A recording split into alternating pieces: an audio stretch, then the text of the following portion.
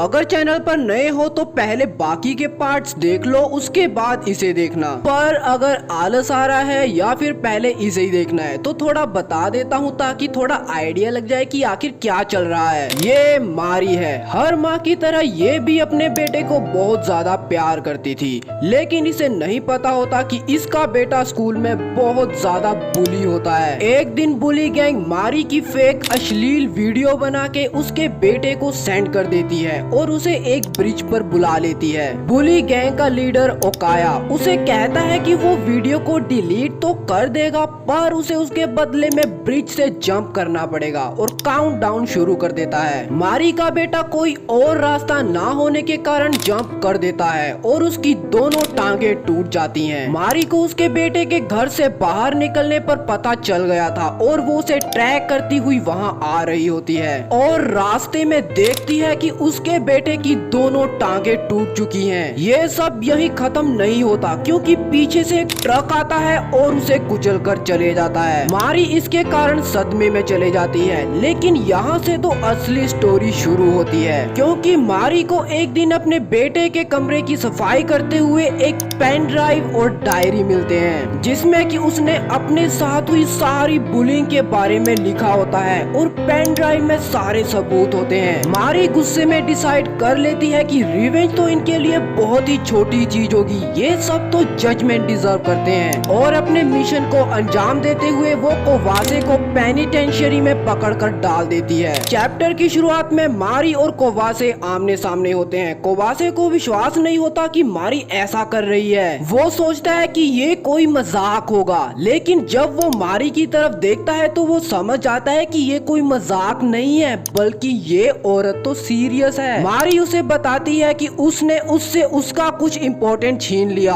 इसलिए अब वो उससे उसकी ऑक्सीजन छीनने वाली है और ये उसकी पनिशमेंट है। कोवासे डर जाता है और अपना हाथ वहाँ से निकालने की कोशिश करने लगता है। मारी कहती है कि ये पॉइंटलेस है। कोवासे को लगता है कि मारी को याजिमा ने सब कुछ बता दिया होगा, इसीलिए वो कहता है कि वो सब तो मजाक कर रहे थे, लेकिन मारी बिल्कुल ही बैड एस बन जाती है और पेनिटेंशियरी पर लात मारकर कहती है शट अप और आगे उसे बताती है कि अगर उसे वहाँ से बचना है तो उसे वो नंबर डायल करना पड़ेगा जो कि उसके ग्रेटेस्ट क्राइम को रिप्रेजेंट करता है, लेकिन अगर वो ऐसा नहीं कर सकता तो उसे अपना ब्लड ऑफर करना पड़ेगा। कोवासे अलग अलग नंबर्स को ट्राई करने लगता है और सोचता है कि आखिर उसका ग्रेटेस्ट सिन क्या है, लेकिन पानी उसके हिप्स तक पहुंच जाता है। कोवासे ये देखकर बिल्कुल डर जाता है और मारी से माफी मांगने लगता है और अपने फ्रेंड्स को याद करके उनसे हेल्प मांगने लगता है और तभी उसके दिमाग में आता है कि 4 डिजिट नंबर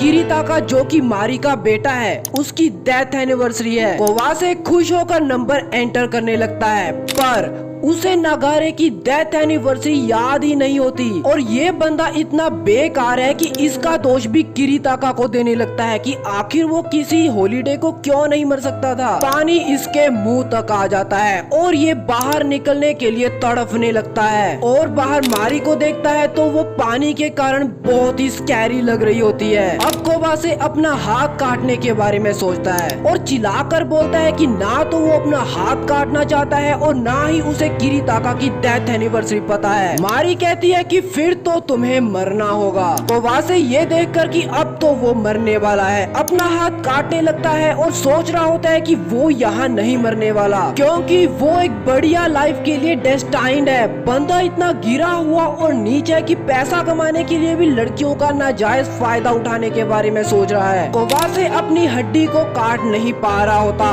और नाइफ भी टूट जाता है और अपना होश खोने लगता है। सामने से मारी एक हल्की डेविलिश स्माइल के साथ उसे मरता हुआ दिखा रही होती है। कोवासे मर जाता है और मारी एक पंप की मदद से पानी निकाल देती है और उसे गले लगाकर कहती है कि उसका ग्रेटेस्ट सिन किरीताका को मारना नहीं बल्कि पैदा होना था, यानी कि 4 डिजिट नंबर कोवासे की अपनी डेट ऑफ बर्थ थी। मारी कोवासे को काटकर एक ड्रम में जला देती है। मारी वहाँ बैठी होती है और उसे अपनी पास्ट की फैमिली के बारे में सोचकर शिवर्स आ रहे होते हैं और मारी कहती है कि अब बस 4 और बचे हैं। हमें 2 वीक्स का टाइम स्किप देखने को मिलता है और अब कोवासे के केस में पुलिस इन्वॉल्व हो गई है। ओकाया अपना फोन उठाकर खड़ा होता है जिससे कि उसने कोवासे को कांटेक्ट करने की कोशिश भी की होती है। उसके पास एक डिटेक्टिव आता है जो कि किरीताका, जिसे कि ओकाया ने ही मारा है, उसका पापा है और उसे अपने बारे में बताकर कोवासे के केस के बारे में बात करने के लिए कहता है। ओकाया भी उसे वही बताता है जो कि उसे स्कूल ने बताया था कि उसके साथ कुछ भी अनयूजुअल नहीं था। ओकाया को डिटेक्टिव से आगे बात करने पर पता चलता है कि वो किरीताका का पापा है। स्टोरी यहाँ से ओकाया के बाकी फ्रेंड्स की ओर कट हो जाती है जो कि ओकाया का वेट कर रहे होते हैं। यहाँ किनुकावा आजिकी और शिकिमी से डिसअपॉइंटेड होता है क्योंकि उन्हें कोवासे के मिसिंग होने पर कोई भी फिक्र नहीं होती और जब शिकिमी कहती है कि उसकी किसे परवाह है, उस पर गुस्सा भी हो जाता है। तभी शिकिमी अपने फोन पर कुछ देखकर वहाँ से जाने लगती है और पूछने पर बताती है कि वो फिशिंग करने जा रही है। स्टोरी थोड़े से टाइम स्किप के साथ एक होटल की ओर कट हो जाती है जहाँ शिकिमी एक बंदे की गोद में बैठी होती है। शायद बंदे का टावर भी सिग्नल पकड़ ही रहा होगा। शिकिमी ने उसे मीठी मीठी बातें करके बहला लिया होता है। तभी वहाँ रूम सर्विस वाला आता है जो कि असल में इस बंदे की सर्विस करने के लिए आया है और उसे पकड़कर कहता है कि तुम एक हाई स्कूल गर्ल के साथ मजे प्लान कर रहे थे। बंदे को शिकिमी ने बेट करने के लिए अपनी एज 22 बताई होती है और अब उससे ट्रिलियन येन मांगने लगती है। स्टोरी बाथटब की ओर कट हो जाती है जहां शिकिमी खुशी से नहा रही होती है क्योंकि अब वो ओकाया के बर्थडे के लिए ड्रेस बाय कर सकती है और बाहर बंदे की सर्विस चल रही होती है और वो पैसे देने के लिए मान भी जाता है। यहाँ से स्टोरी कट होकर मारी और शिकिमी के होमरूम टीचर की ओर कट हो जाती है जहाँ होमरूम टीचर मारी से पूछने आया होता है कि कहीं कोवासे उसके पास काउंसलिंग के लिए तो नहीं आया था, पर मारी उसे मना कर देती है और शिकिमी के र्यूमर्स जो कि अभी अभी तुमने देखा उसके बारे में बताने लगती है। थोड़े टाइम स्किप के साथ स्टोरी स्कूल की ओर कट हो जाती है। अब शिकिमी गुस्से में होती है क्योंकि होमरूम टीचर ने उसे कहा था कि किसी ने उसे किसी के साथ लव स्ट्रीट होटल जाते देखा था। शिकिमी अपने टीचर को तो मना कर देती है कि ऐसा कुछ नहीं है, लेकिन उसे नहीं पता होता कि टीचर को ये मारी ने बताया है और वो गुस्से में किनुकावा पर शक करने लगती है। किनुकावा उसके मुंह पर सिगरेट का धुआं छोड़ देता है। किनुकावा उसकी टांग पकड़ लेता है और गुस्से में कहता है कि अपने फ्रेंड्स पर शक करना बंद करो। शिकिमी ये देखकर शॉक्ड हो जाती है और ये कहते हुए चले जाती है कि अगर ओकाया को इसके बारे में बताया तो हम फ्रेंड्स नहीं रहेंगे। और इस सब को विंडो के पास खड़ी मारी सुन रही होती है। ये मारी यहाँ इतनी हॉट क्यों लग रही है? ये सब मारी के प्लान के अकॉर्डिंग जा रहा है क्योंकि मारी ने इन्वेस्टिगेट कर लिया है कि शिकिमी पॉकेट मनी के लिए लव स्कैम करती है और उनकी फ्रेंडशिप के बीच दरार पैदा करने की कोशिश कर रही है। मारी पास्ट के बारे में सोचने लगती है जहां शिकिमी ने अपने जिम क्लोथ्स किरीताका के बैग में डालकर उसे फंसा दिया था। जो भी किरीताका की साइड है उसे हाथ खड़ा करने के लिए कहा था, पर कोई भी उसके साथ नहीं था। किरीताका ने डायरी में लिखा होता है कि वो उस दिन बहुत अकेला फील कर रहा था। मारी डिसाइड कर लेती है कि वो शिकिमी को भी बिल्कुल वैसा ही फील करवाने वाली है और अलमारी के अंदर उसने बहुत सारी अपनी इन्वेस्टिगेशन और प्लानिंग की फोटोज लगा रखी होती हैं। स्टोरी में थोड़ा टाइम स्किप होता है और अब ओकाया ने सभी को कोवासे की मिसिंग के बारे में बात करने के लिए बुलाया होता है। ओकाया कहता है कि ऐसा हो सकता है कि कोवासे को किसी ने मार दिया हो जो कि हम सबको भी टारगेट कर रहा है और सबको केयरफुल रहने के लिए कहता है। स्टोरी यहाँ से कट होकर क्लासरूम की ओर चले जाती है जहाँ शिकिमी ये नोटिस करती है कि उसके जिम क्लोथ्स उसके बैग में नहीं है और सबसे पूछने लगती है अगर किसी ने उन्हें देखा हो, पर किनुकावा और बाकी लड़कों ने कपड़े बदलने होते हैं इसीलिए किनुकावा उसे वहाँ से जाने के लिए कहता है। शिकिमी गुस्से में उसका बैग फेंक देती है और दोनों देखते हैं कि बैग से शिकिमी के जिम क्लोथ्स बाहर निकल आए हैं। किनुकावा शिकिमी को कहता है कि वो उसे ना फंसाए, पर शिकिमी कहती है कि उसने उसे नहीं फंसाया बल्कि ये उसने जानबूझकर किया है। दोनों में काफी बहस हो जाती है और किनुकावा गुस्से में चेयर को फेंक देता है जो कि एक मासूम को जाकर लगती है और शिकिमी को पकड़कर कहता है कि ये बिल्कुल वैसा ही है जैसा कि किरीताका के साथ हुआ था, और बाद में फील करता है कि कुछ गलत कह दिया। शिकिमी इसका फायदा उठाने लगती है कि वो पहले भी वियर्ड एक्ट कर रहा था और केमिस्ट्री क्लास में भी लेट आया था, उसी समय उसने चोरी की होगी। शिकिमी जो भी उसका विटनेस हो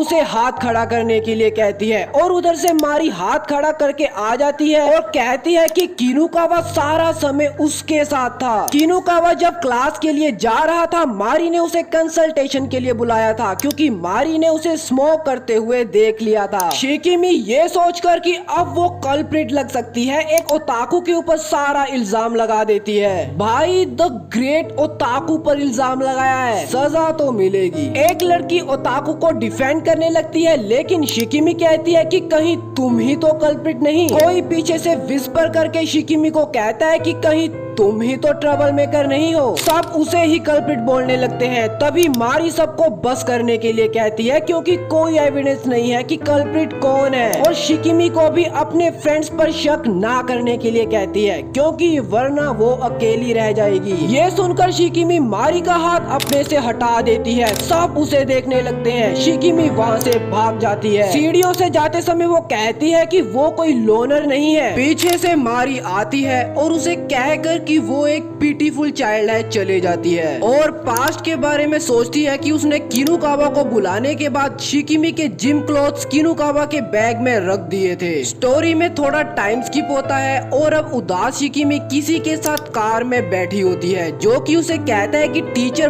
बस उसके यूथ और क्यूटनेस से जेलस है। मतलब क्या?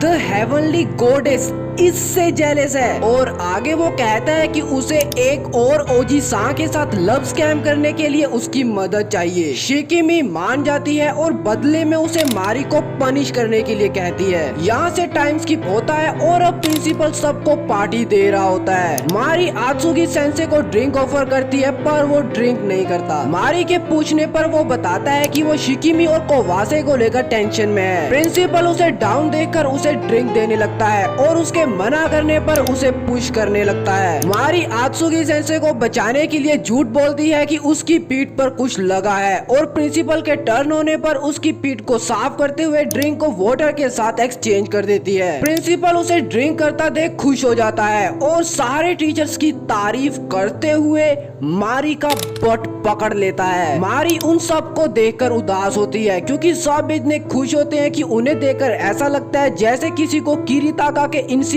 के बारे में कुछ याद ही नहीं, जैसे वो कभी हुआ ही नहीं था, और वहाँ से चले जाती है। पर रास्ते में किसी के कदमों की आवाज आने लगती है। मारी नोटिस कर लेती है पर चलना जारी रखती है। तभी शिकिमी का दलाल सड़क पर जोर से बैट मारता है और मारी से पूछता है कि क्या वो मारिया सेंसे है। मारी के नाम पूछने पर वो उसके सवाल को इग्नोर करते हुए कहता है कि तुम्हारे गुब्बारे बहुत बड़े हैं। मारी गुड बाय कहकर जाने लगती है पर एक बंदा उसका रास्ता रोक लेता है। दलाल मारी को एक साथ मजे करने के लिए कह रहा होता है। मारी अपने बैग से सेल्फ डिफेंस डिवाइस निकालती है और रास्ता रोकने वाले को सुलाकर वहाँ से भाग जाती है। दलाल उसके पीछे अपने बंदे भेज देता है। मारी के पीछे एक बंदा आता है पर वो उसे भी सुला देती है। सोए हुए को जगाने के लिए दूसरा बंदा आता है पर मारी उसे भी सुला देती है, लेकिन पीछे से दलाल बैट घुमाता हुआ आता है और मारी की कमर पर मार देता है। मारी दीवार से टकरा जाती है। दलाल बैट को मारी के कपड़ों में घुसा देता है। स्टोरी शिकिमी की ओर कट हो जाती है जो कि दलाल के मैसेज का वेट कर रही होती है। तभी किसी के कदमों की आवाज आने लगती है। शिकिमी को लगता है कि उसकी माँ घर आ गई है। जब वो चेक करने जाती है तो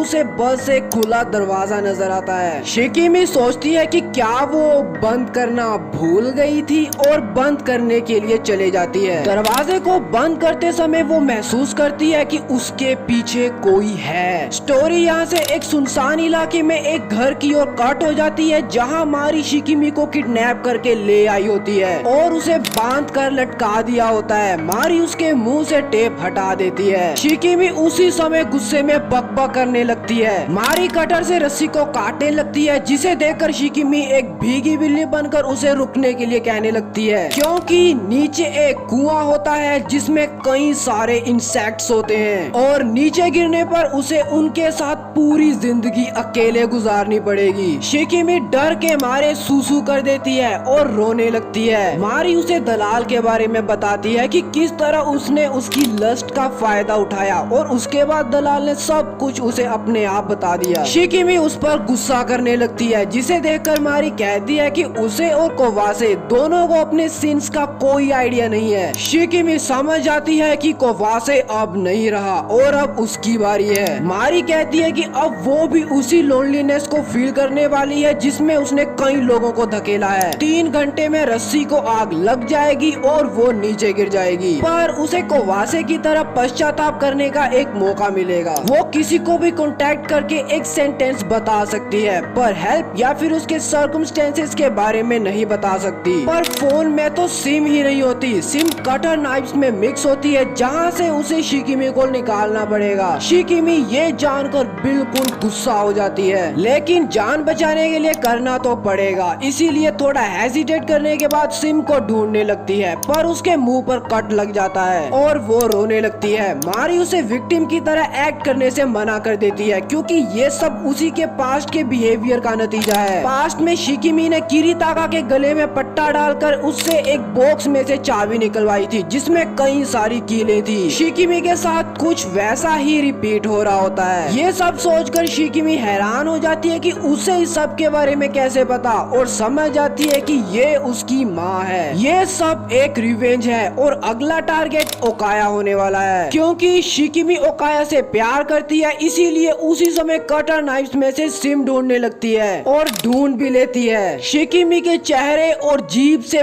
ब्लड आ रहा होता है। मारी सिम फोन में डाल देती है। शिकिमी सोचती है कि किनुकावा तो गुस्से में होगा और आजी की रिप्लाई करने में काफी समय लेगा, इसीलिए ओकाया को ही मैसेज करना चाहिए। पर वो रियलाइज करती है कि उसने तो आज तक उसके साथ कोई एक्चुअल कन्वर्सेशन की ही नहीं। शिकिमी उदास हो जाती है, पर फिर भी ये सोचकर कि अगर उसने सही मैसेज सेंड किया तो ओकाया समझ जाएगा कि ये एक रिवेंज है और फिर पुलिस और बाकी सब उसे बचाने के लिए आ जाएंगे और मारी को if you like me please come here immediately send करने के लिए कह देती है। यहाँ से स्टोरी ओकाया की ओर कट हो जाती है, जिसे कि मैसेज की नोटिफिकेशन भी आती है, लेकिन मैसेज उसकी माँ का होता है। स्टोरी फिर से शिकिमी की ओर कट हो जाती है, जिसने मारी से दलाल को मैसेज सेंड करवाया होता है और मारी के पूछने पर बताती है कि जिस बंदे ने उसे असॉल्ट किया था वो बहुत ही स्टूपिड है और पैसों को कभी भी ना नहीं करता। मैसेज ये होता है, और याद है शिकिमी एक ओताकू को फंसा रही थी,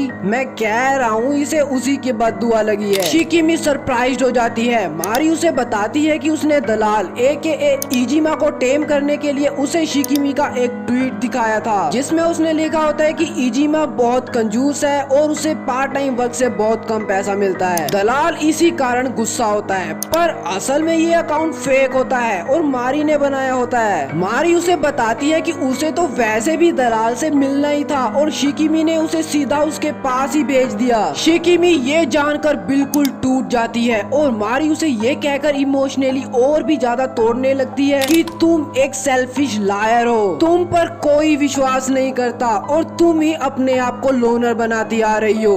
गो एंड डाई। ये सुनकर शिकिमी अपनी डीमन साइड दिखाते हुए कहती है कि तुम्हें जल्द ही अपने बेटे के पास भेज दिया जाएगा। पैनल नेक्स्ट लेवल होता है। रस्सी जलकर टूट जाती है और शिकिमी कुएं में गिर जाती है। इंसेक्ट्स शिकिमी के ऊपर चढ़ने लगते हैं और एक उसके कान में चले जाता है। शिकिमी पहले तो जोर से चिल्लाती है और उसके बाद आई एम सॉरी चिल्लाने लगती है। मारी कुएं के पास बैठी होती है और कहती है अब काफी देर हो चुकी है। स्टोरी डिटेक्टिव्स की ओर कट हो जाती है और शिकिमी और कोवासे के केस में कनेक्शन होने के कारण एक जॉइंट इन्वेस्टिगेशन डिसाइड की जाती है, जिसमें ये बंदा किरीताका के पापा को इसके रास्ते में ना आने के लिए कहता है, क्योंकि इसके पास्ट के अपने बेटे को अब्यूज करने के रूमर्स के कारण इसे कोई पसंद नहीं करता। याद है ना पार्ट 1 में किरीताका के अकाउंट से फेक ट्वीट्स हुए थे, उसी कारण इस पर कोर्ट केस भी चला था। हालांकि सस्पिशियंस हट गए हैं। डिटेक्टिव अपने अपने पार्टनर के साथ स्कूल की ओर जा रहा होता है, पर उसे रास्ते में पुराने दिन याद आ जाते हैं जब किरीताका के जाने के बाद मारी ने उसे डाइवोर्स दे दिया था और इमोशनली टूट जाता है। स्टोरी मारी की ओर कट हो जाती है जिसने किरीताका की जो डोल बनाई है उसके साथ ब्रेकफास्ट कर रही होती है। स्टोरी स्कूल की ओर कट हो जाती है जहाँ डिटेक्टिव शिकिमी के बैकग्राउंड के बारे में पूछताछ कर रहा होता है। प्रिंसिपल को कुछ नहीं पता होता, पर होमरूम टीचर बताता है कि उसे पता था। उसे इस बात का रिग्रेट होता है कि फिर भी वो कुछ नहीं कर पाया। डिटेक्टिव उससे पूछता है कि उसे उसके लव स्कैम वाले र्यूमर्स के बारे में किससे पता चला था। Homeroom teacher school nurse आकेबोशी Sen से AKA मारी का नाम लेता है, जिसे सुनकर डिटेक्टिव सरप्राइज्ड हो जाता है क्योंकि यही तो उसकी वाइफ का भी नाम था। पर ये सोचकर कि वो कुछ ज्यादा ही सोच रहा है, ये कोई और भी तो हो सकता है। टीचर से पूछता है कि अभी मारी कहाँ है। ये पार्ट तो यहीं पर खत्म हो गया है, पर भाई मुझे यहीं पर छोड़ के मत चले जाना। अगर मजा आया हो तो लाइक जरूर करना और कमेंट में अपना एक्सपीरियंस जरूर बताना। वीडियो को यहाँ तक देखने के लिए और सब्सक्राइब करने के लिए दिल से थैंक यू। अगर नहीं किया है तो कोई बात नहीं यार, अभी कर लो। और अगर अभी तक फायर पंच मांगा को चेक नहीं किया है तो जरूर से चेक करना भाई, बहुत डिस्टर्बिंग स्टोरी है। बाकी मिलते हैं अगली वीडियो में, तब तक के लिए टेक केयर।